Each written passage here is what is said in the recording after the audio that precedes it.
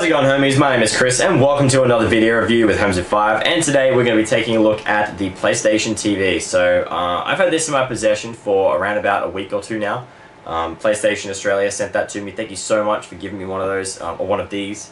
It's been an awesome experience so far. It's pretty cool being able to get PlayStation Vita games up on a big screen finally. I think that was my biggest quarrel with the Vita, is that there was no HDMI out to actually play into that. So now we know why. Now we know why that was an option. And yeah, so far I've enjoyed it.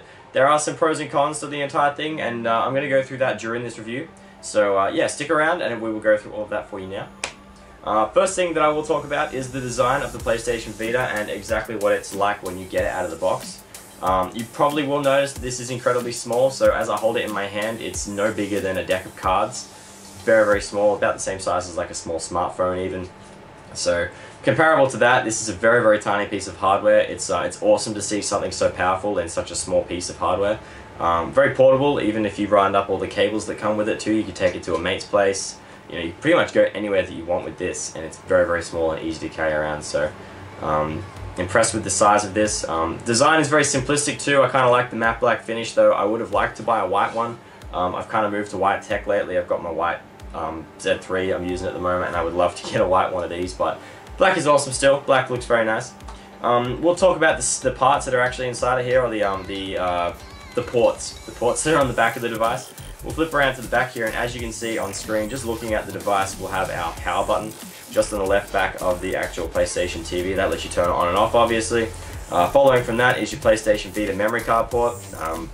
If you've got a 64 gig card, then you are very, very lucky. Australia, unfortunately, don't sell them directly, so you have to import them from somewhere else, but that's where your memory card goes. USB port just there. Now that is used to charge your DualShock 3 or 4 and to actually sync it to the PlayStation TV, so that option is there just to get things set up once you get it out of the box and you want to play. Next port across is a very familiar one. You get your HDMI port just there, so this will only work with HDMI. If you've got a component TV or anything like that, I'm sorry, you're out of luck. You can't actually use this with another TV or another type of audio-video input. The second last port, which is probably one of the most important ones, and we'll go into exactly why later, but it's the Ethernet plug. It's good to see that on the back of the PlayStation TV, and like I said, we'll talk about that later. And then we've got the power plug on the far right hand side, just to get some power to your TV and give you all the juice you need to start playing your games. That's everything along the back. There is one last port which we'll spin around to, which is on the side of the actual PlayStation TV, and that is to plug your PlayStation Vita game cards in. You'll see here, if I pull this out now, I've got Killzone Mercenaries inside of there. You probably can't read that, but Killzone Mercenaries is there. I've been playing that. Very, very impressed with how that looks, and I suppose that can be a nice little segue into talking about the usability of this and exactly how it all goes. So we won't talk about the gameplay just yet, but the PlayStation TV in itself uses the exact same firmware that the PlayStation Vita uses. So while the versions I don't think are exactly the same, the way that it all looks is exactly the same. So you still got your bubbles. You can see that all on screen now. I'll give you a run through while I'm talking. Got your bubbles on screen. You're still able to use those and navigate with your directional, the D-pad or your joystick if you like as well. You got your folders, which you can organize all your content into and rename those. You can change the backgrounds within your home screen, even put your themes on there. There's themes in the latest update for PS TV and the PlayStation Vita. And then everything else in terms of customizing those backgrounds, your notification bubble up in the top right, and all your general navigation and using the physical buttons to navigate the screen is exactly the same as you'd see reflected in the Vita. Obviously there is no touch support for the PlayStation TV at the moment, so it's not a touchscreen. It doesn't turn your TV into a touchscreen. Though if you're using a DualShock 4, I think it would be pretty cool if they did decide to add some kind of drivers to the PlayStation TV and allow you to use the touchpad on the DualShock 4 to navigate this. I think that would be an awesome way to I guess put a bit of a spin on using the PS TV as opposed to the PlayStation Vita, and make the DualShock 4 even more useful. We'll move on to a bit more of the firmware side of things. And something that I have been disappointed with is the internet connectivity with this at the moment. So as I said before, we're talking about that Ethernet plug and it being something that has been probably the most important piece inside of the entire unit right now.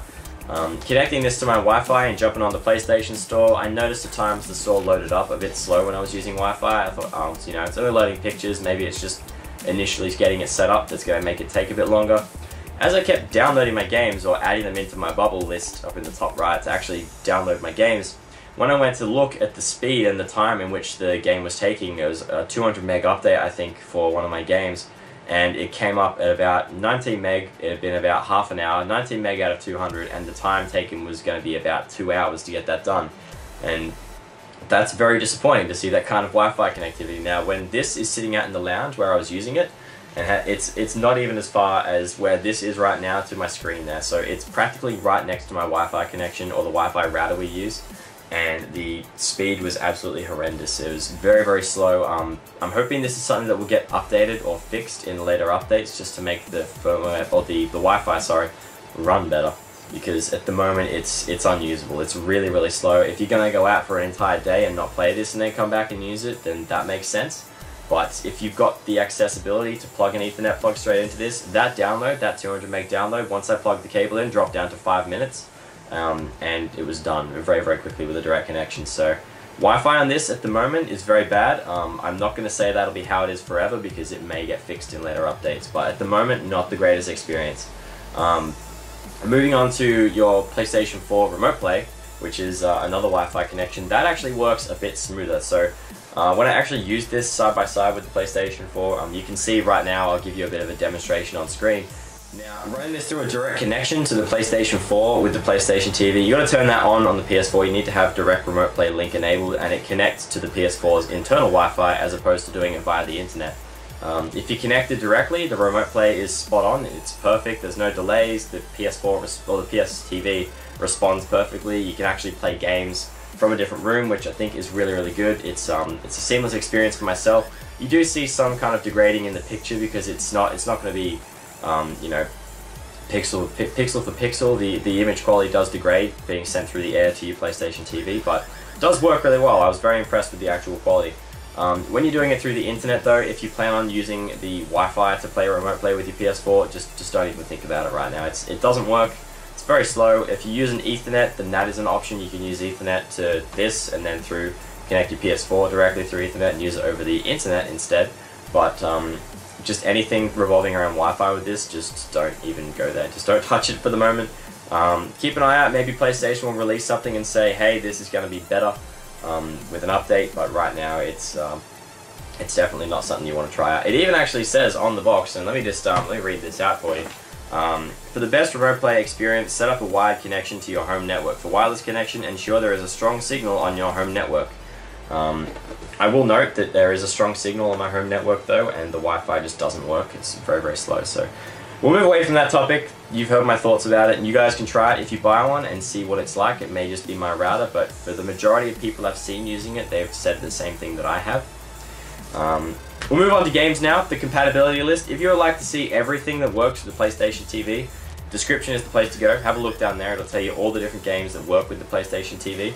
I was disappointed to see a couple of games not working with this. One of them is you can't really help the reason it doesn't work, and the other one I actually expected it to work. So Uncharted Golden Abyss, I thought was going to work out of the box, chuck it in, have a go, and it'll work straight away, but the developer hasn't released the update for it yet. So I don't know whether the developer is going to make an update for it, but that is incompatible at the moment. Since it's so dependent on touch controls, using your different swipes for combat and such, you can't actually play it, and there's no option to make it work on the PS TV at the moment. So it's one game I thought was going to work that doesn't, which was disappointing. The other one is Wipeout 2048, and that one just isn't going to work because Studio Liverpool is unfortunately closed. But I was sad to see why Wipeout 2048 won't work. And yeah, hopefully somebody takes over. That'd be awesome if they released an update and fixed it and made it work. I'd be through the moon because that's one of my favorite games on the Vita so far. Other games, for example, like Killzone Mercenary, which is inside there right now as you saw, works flawlessly. So they have released an update for that recently. I think it's like 500 megs or so, and it's got a complete overhaul of controls. So everything in terms of touch is compatible with the DualShock 4 now. So everything you need to use in the game will actually let you play on your TV, which is great to see that. And there's a sizable compatibility list now. I will give PlayStation credit now that the list has expanded since PS Vita TV came out over in Japan. and that list has been made a bit longer, but there are still some games that aren't there. See what you own and then go through that list, as I said, in the description, and see if all of your games are in there. If not, then you have to wait for that compatibility to come out before you can actually get into it. Overall, I am impressed with the PlayStation TV. Those are the main points, I guess, that I would like changed. There is one last point now that I think about it, which I was disappointed to see as well, and hopefully something that can be amended in another firmware update. But if you have the PlayStation wireless stereo headsets at all, and you're expecting them to work on this through the USB plug, they don't. This will only run with Bluetooth connectable headsets, so if you got anything that runs with Bluetooth, you'll be able to work it with this. If it's anything else, like or any other kind of audio connection, this doesn't have those plugs on it. And the USB port is only compatible with charging a control or pairing it to the actual device. Hopefully later on there'll be some option to use that and actually chuck a wireless dongle in there, because even if just the PlayStation wireless headsets work, I'd be happy because I own one of those.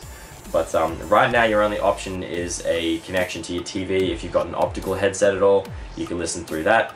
But as opposed to getting direct audio from the PlayStation TV, no other options in terms of your PlayStation headsets will work. So Bluetooth only or listen through your TV. They're your options at the moment for that, and I hope that that gets fixed up in the future as well. But yeah, as I said, I hope you guys like this review. I do give this a thumbs up. I would recommend this. I'm not going to give it a number because I don't know if you guys know, but I hate giving numbers for reviews. It's not something that I like doing. Kind of feel like I'm cheapening the experience and giving you like, oh, if it's a 7 out of 10, it's alright. If it's below 7, then I'm not going to get it because no one likes the stick. It's, I like it. I enjoy the PlayStation TV and I would recommend buying it personally. If you got Ethernet, go for it. If you've got just Wi-Fi, if you want to play online or download your content quickly, maybe hold off. It's a little bit slow at times, so we'll see what happens in the future. Hope you guys like this review, and as always, feel free to leave your feedback down in the comments below, and subscribe to become a homie. If you like this review, then top stuff. Thank you once again, PlayStation Australia, for sending me this to review. I will be using this extensively. I'll see if there's any games I can record some content on. And until the next video, and the next review, this has been another review with Homes of 5. Comment, rate, subscribe, do all the cool stuff, and feel free to check out the compatibility list as well as everything Homes of 5 down in the description below. Till the next video, bye-bye!